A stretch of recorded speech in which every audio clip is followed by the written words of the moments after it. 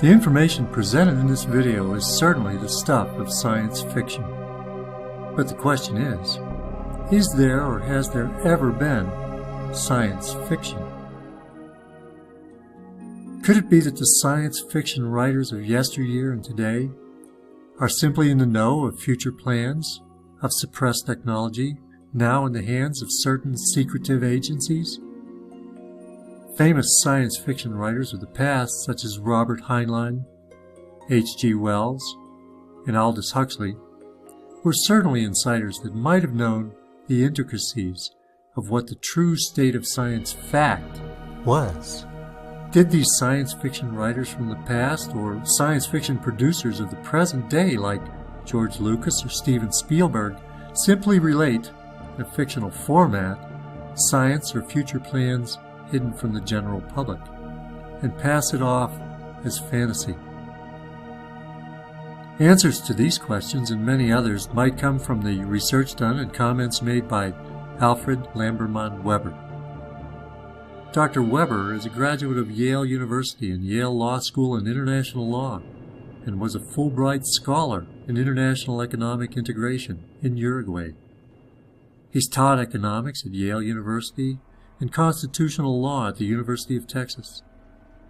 Alfred was general counsel to the New York City Environmental Protection Administration, a futurist at Stanford Research Institute, incidentally where he directed the proposed 1977 Carter White House extraterrestrial communications study.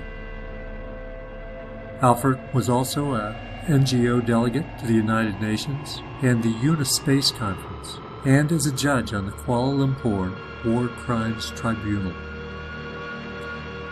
Dr. Weber is also the author of Exopolitics, Politics, Government, and Law in the Universe, a book that founded the field of exopolitics, which is the science of relations among intelligent civilizations in the multiverse. On an interview done for Volcano Radio, Alfred discusses the realities of time travel. I know that these are kind of hard concepts to explain, so I hope that I can. One of my tasks has been to report, and in some part to be what we call enmeshed in the secret time travel and teleportation programs of the United States and what I would really call the matrix government of the planet. And they have operated on the basis of using secret time travel and teleportation technology to govern the planet politically for at least the last 40 years. And people can go to exopolitics.com, and on the right-hand menu, there's a link that says time travel and teleportation, and click there, and you'll see a whole raft of links to articles that explain this and give all of the sources. Articles like Time Travel and Political Control that explain how the matrix authorities that have control of time travel technology travel to the future, obtain information, and then control us politically on the basis of that information by pre-identifying future presidents, prime ministers, and then co-opting them 20 years in advance and then grooming them as secret CIA or secret MI5 or MI6 operatives, so that what you think is a president or a prime minister is really almost a lifelong operative. What occurred to me is that in real time, in 1999, I wrote a book called Exopolitics, which established the science of exopolitics, which is the science of relations among intelligent civilizations in the multiverse. And it was published in the year 2005. Well, what occurred, unknown to me, was that the CIA and DARPA, Defense Advanced Research Project Agency, time traveled that book from at least 2005 back to at least 1971. And I was told this in 2005 by a project participant in the secret time travel project who had seen it in 1971 in person, Lieutenant Commander Andrew D. Bashago in the U.S. Navy. And so in 1971, at the time that it was time traveled back to, and that this whistleblower had seen it, I was general counsel of the Environmental Protection Administration of New York City. And part of my job was to speak to the public in New York about protecting the environment, the air quality, water quality, noise abatement, things of this sort. And one day I was asked to speak at this organization. I said, fine. And what was different about it is when the person came to pick me up, he was not a student or a housewife that tended to be the environmentalist. He was a man dressed in a suit and very formal. And we traveled for about 2 hours, and I arrived at this nondescript office building, and there were 50 other men in suits. And I instantly knew through my double vision right. that these were not environmentalists. These looked like government operatives. These looked like spooks, we call them. Spooks. Yeah. So I kind of stayed in character and gave my standard environmental stump speech, but they were sort of smirking at me, and I could tell that they knew about something about me that I didn't know, and that they were surveying me, and a number of them were smirking at me, trying to get me off game. But I just, soldiered on, and at the end of it, they applauded me and gave me a mug, which I brought back to my office. It said Delaware Valley Industrial Engineering Association. Now, I searched for that, and no such association exists. So, in 2005, Andrew D. Bashago told me this, and we both put together that was a room full of CIA and Department of Defense officials who had my book that they had time traveled back from 2005. They may also have been carrying out real-time time travel surveillance on me, either by Chronovsor, which is like either a 2D or 3D television screen, which they tune into any time-space coordinates, A, B, C, D, E, and they just tune in and they just follow what you're doing. They had been surveying me in time and space in the future, and they knew that I would be in the future revealing many of their state secrets. Now, here's the question for you based on that. Yeah. And I won't interrupt you too many times there. But it might have some sort of adverse effect on events to come. Is it risky? Was it risky by them to do that? There are certain constraints of what we call time science. And so all of their technology and all of the movements have to operate within the rules of time science. And so that's how the time science, that's how all of the time travel systems operate within the constraints of time science, so as not to be a disruptive force. And that's one of the principal reasons why this technology has to be made public and brought under public controls, because otherwise it could be turned, as you just suggested, into a weapon. Of course, because you could, there are financial things you could do. You could go back and you could speculate on certain things because you know what's happening in the markets. At the very least, you could go back and start betting on NBA championships and Super Bowl championships and all sorts of stuff like that, and enhance yourself in the future, Alfred. It's got amazing implications, Yes. One of the I've spoken to at least 6 whistleblowers from the top secret U.S. time travel and teleportation program, one of whom was a U.S. presidential advisor to a president, and he's an extraordinary man.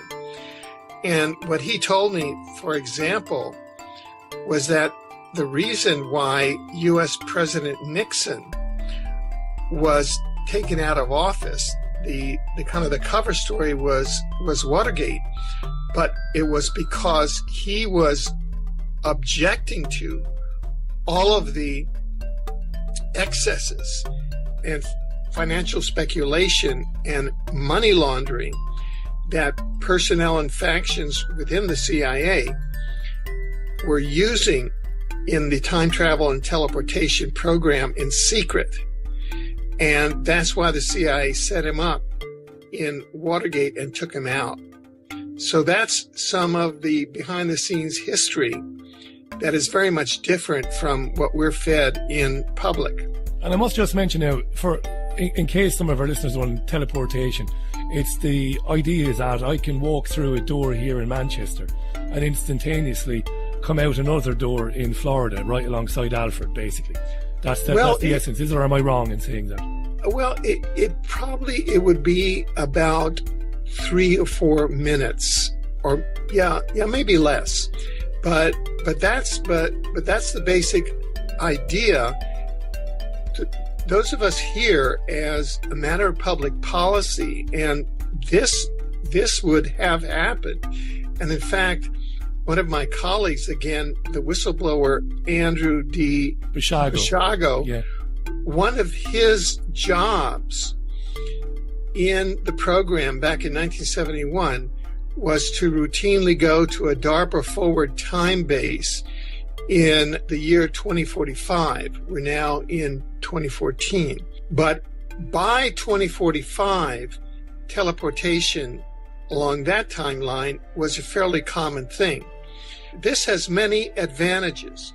Number one, it eliminates all forms of pollution from fossil fuel. Right now, we're pushing around 4,000 pounds of steel that you wrap around your waist in order to go to the corner to pick up a bottle of milk.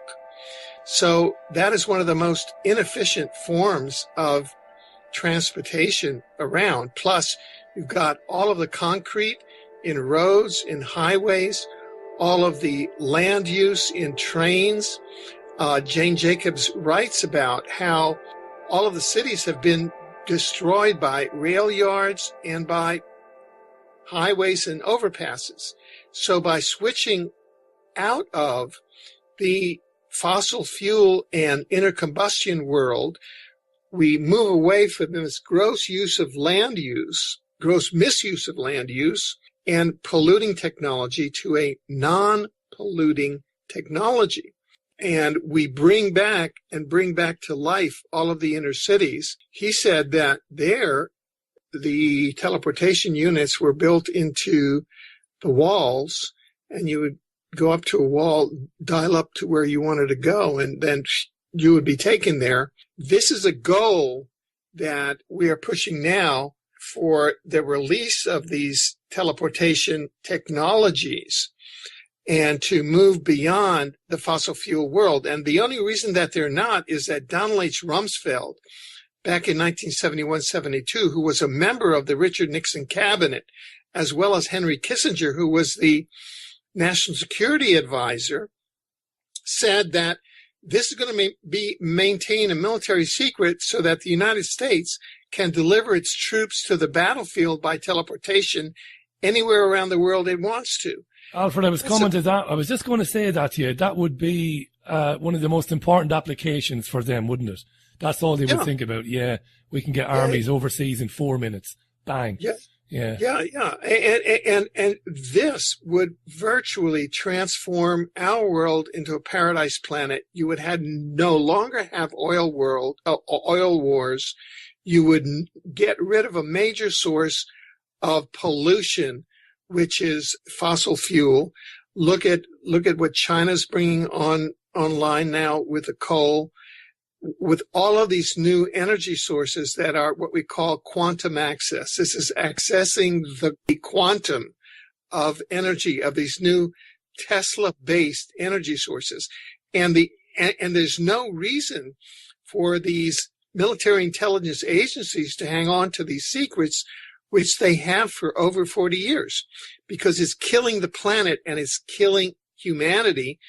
And there are minority factions that want to do that, want to kill the surface dwelling humans, they call them surface dwellers, and then supplant the surface dwellers with a gene pool Mars colony that they've been developing on Mars of elite humans with superior DNA that they'll just bring on after they've gotten rid of us all surface dwellers. And I think that just yesterday, a woman came forward with a leak. She was a former NASA employee who saw back in 1979 a person walking around on Mars. Of course, the U.S. and the U.K. have had bases on Mars and personnel on Mars at the elite level since at least the 1960s. Alfred characterizes a control system striving through all means possible to maintain its hold over humanity. These controllers appear to be using technology far beyond that which the average human conceives as possible. In considering such notions that stretch our reality, it's important not only to consider the source and the information, but also take into account the confined nature of what we've been taught is possible. Taught incidentally by the control system itself. Could it be that we've been trapped in a matrix reality constructed to limit our conceptualization of what's possible? Could this have been done to elicit an automatic reaction of disbelief to any data that conflicts with the reality taught in schools and then reinforced by the media? Is science fiction a mechanism to categorize ideas into what is fact and what is fantasy? Could it be an instrument designed to teach us what to believe and what to disbelieve, thereby enabling the controllers to hide advanced technology which they use to maintain control, and then hide it in plain sight? Certainly we are schooled to the notion that we live in a physical reality, governed by the laws of Newtonian science. But this notion defines a particularly rigid set of parameters for what is feasible, for what is real. Cemented in the notion of physicality, we are incapable of grasping anything outside of a seemingly material world. Could this be the controller's greatest tool of suppression? Denying us the knowledge of who we are, what we are, and the rules that govern the omniverse? This confines us in a prison without bars, a narrow range of possibilities outside of which the controllers can operate with impunity. Without being able to break free from the stunted vision of what's achievable, we remain ensnared in a slave-like existence, subject to the horrors, isolation, separation, wars, and limitations which they choose for us. Later in the interview, Dr. Weber reconceptualizes a reality in which many more possibilities abound, and perhaps freedom from the matrix can be found. Is time a construct? Well, it's a dimension. We now live in what's called a time-space hologram. We are inside a virtual reality. It's like if we're inside the virtual reality that you yourself would watch through a pair of Google glasses. And people can read my most recent book called The Dimensional Ecology of the Omniverse. It's the product of 5 years research that was started by a request from Oxford University Press, which is a division of Oxford. And it's perfectly scientifically, all of the evidence there is based on replicable scientific experiments. What we are in now, yourself as Richie, myself as Alfred, we can call ourselves avatars. All of us humans, all of those listening to this program, all of us 7 billion on this planet, what we are is we are time-space avatars inside of a time-space virtual reality that's a time-space hologram where time is one of the dimensions. It's composed of multiple timelines. The good news is this, that as of December 21st, 2012, the holographic timeline that humanity has been on has shifted from, I would call, a duality consciousness-based timeline, in which you can call a catastrophic timeline, to a positive timeline. And that's why all these end-of-the-world scenarios have not occurred, and why all the false flags that they're trying to get off the ground, like World War III, they don't have traction for, because as of December 21st, 2012, the portal, the interdimensional portal at the core of our universe has started to broadcast waves of unity consciousness, which is we are one. Duality consciousness is I win, you lose. And that's what the matrix has been operating under. And as of December 21st, 2012, is shifted to unity consciousness. So any plans, organization, attempts, thoughts, that are trying to impose duality consciousness will not prosper. And individuals, thoughts, organizations that are in unity consciousness gain traction on this new holographic timeline. The other good news is that this being a virtual reality, and I being the avatar Alfred, you being the avatar Richie, we have our 7 billion fellow avatars here. Each of us is connected to a non-local soul, which is based in what we call the interlife dimension. That soul can be leading multiple lives in multiple virtual realities, not only as humans, but they can be leading it as intelligent fish or other forms. So this is a very advanced form. And what souls do in the interlife, also between lives, is that they have very important functions co-creating the universes that they incarnate into.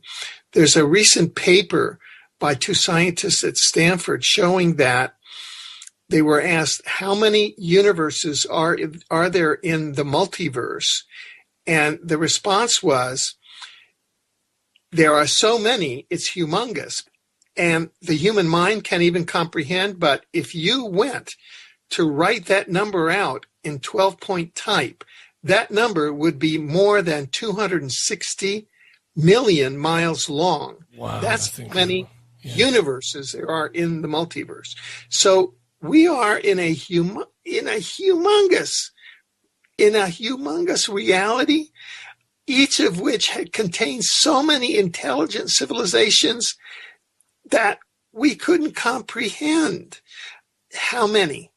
Basically, this is a spiritual, I would call it a struggle or a war between matrix forces who want to keep as many souls from moving up in density of consciousness, from being trapped in, let's say, lower third density where they are now, and moving up the ladder of consciousness where they would no longer be subject to. And so money was actually invented as a form of control.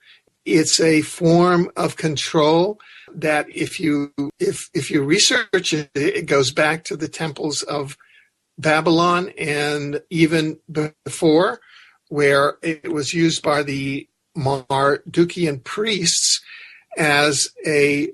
where they would require it as payment for sex with the temple priestesses / prostitutes, where the farmers would bring in their grain. And so it's been mixed up with concepts of God, sex, money, prostitution, and it's a form of imprisonment. And as we know from near-death experiences, one can't take money with you. You can't take things with you. All you can take with you is knowledge and experience and karma. Yeah. So that's where one should concentrate one's energy during life. You see, at this time is the coming together of spirituality and science. And this is kind of the culmination of this play, right? Because we are on a timeline that has a script. We're inside a virtual reality. To put it simply plainly, we're inside a video game. It's like you came in, you have your pound or, whatever it is, and you put it in there and you're playing the video game called life, right? And now we're coming to the culmination of that video game. And at the video game, everybody gets to know everything. Yeah. So one of the purposes that I wrote Omniverse now is that it uses science and it lets everybody know everything. So it's all out there.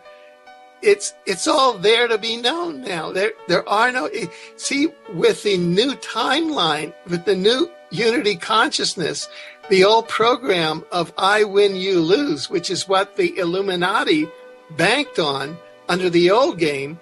What happened is that on December 21st, 2012, they changed video games.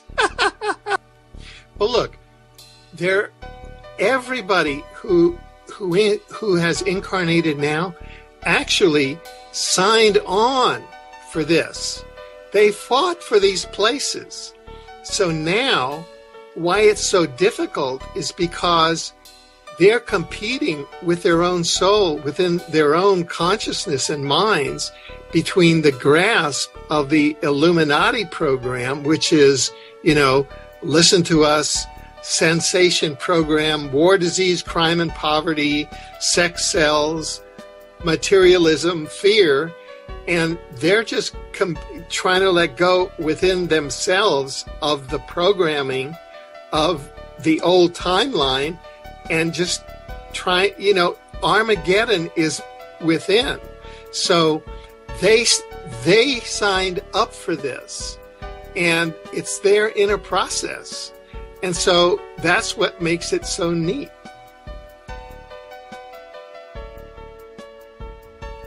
There is no doubt that we are living in a time of great opportunity and challenge on the planet. Consciousness wants to shift to a higher level of operation, one of light and love instead of our current state of darkness and fear. It's unlike any other time in history, and we are certainly privileged to be incarnate during this period when this massive change is underway. It is a time of expanding consciousness, a time of opening our hearts and minds to ideas that we never thought possible, such as time travel, teleportation, and life on nearby planets. A major trap that prolongs the existence of duality consciousness in ourselves and in society in general is our believing in and adherence to the matrix created and controlled consensual reality. This reality describes a physical world of lack, with humans competing with one another for scarce resources. It embodies the win-lose mentality of the old timeline, where survival of the most ruthless, the most uncaring, is a fact of life. This materialistic worldview enshrines the individual ego, its enhancement, and the accumulation of money and status as the only worthwhile human endeavor. Success at all costs is the credo in this crumbling reality. This system lacks a concrete morality, and whatever actions are necessary to enhance the success of the ego are acceptable, even if those actions damage others, the environment, or mankind in general. It also dictates strict conformance to social norms and severe punishment for those straying outside of the parameters of what is acceptable behavior or acceptable thought. Enslavement by the monetary system and fear of violence keeps this reality in place. This is the control matrix of the old timeline at its essence. Lurking just outside of this core structure is what is known as the margins. The mind control system of the matrix allows for thoughts and ideas to stray from the core into the margins, to give the illusion of freedom of thought. Marginal subjects are items like veganism, organic gardening, and some alternative healing techniques, and other ideas that won't affect the existence of the status quo or interfere with the profitability of a corporate endeavor, such as the pharmaceutical industry. Ideas may move from the margins to the core consensual reality and back to the margins, based upon the whims of the controllers and the corporate goals of the matrix. The forbidden zone is called the fringe. It is in this area where human consciousness can expand to what is possible and create new neural pathways to enhance learning and growth. Alfred was talking about fringe subjects, subjects of which knowledge is forbidden, and thought is considered frivolous, if not ridiculous. It is into the fringe that we must venture to expand our knowledge, and therefore foster the expansion of consciousness. Forbidding fringe knowledge keeps us trapped and will prolong the win-lose mentality, violence and separation of the duality consciousness. As Alfred states in his interview, on the new positive timeline, all will be known. But is this the cause or the effect of the shift of consciousness? Will all be known because this new timeline is unfolding?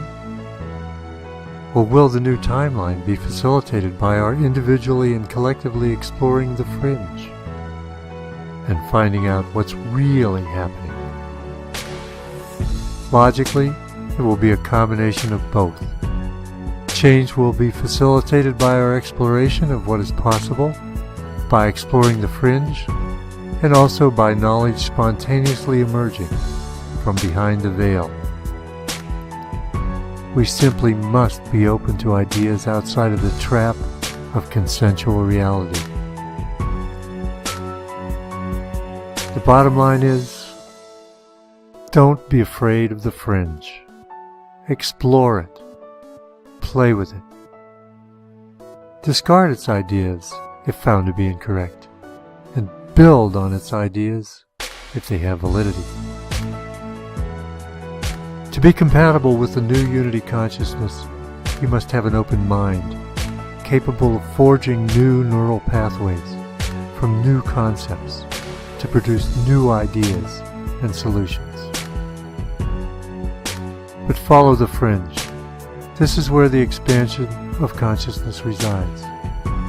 It is where our positive future lies.